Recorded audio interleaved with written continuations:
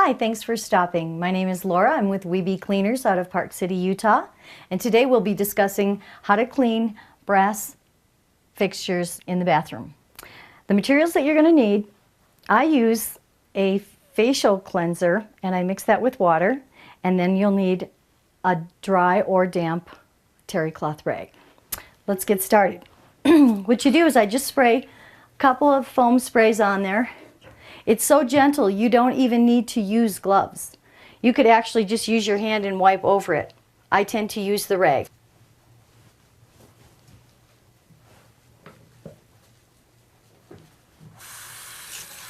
Just rinse that off.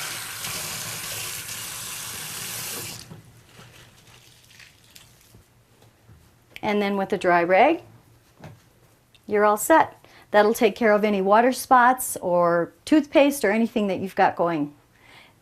That's how you clean brass water fixtures.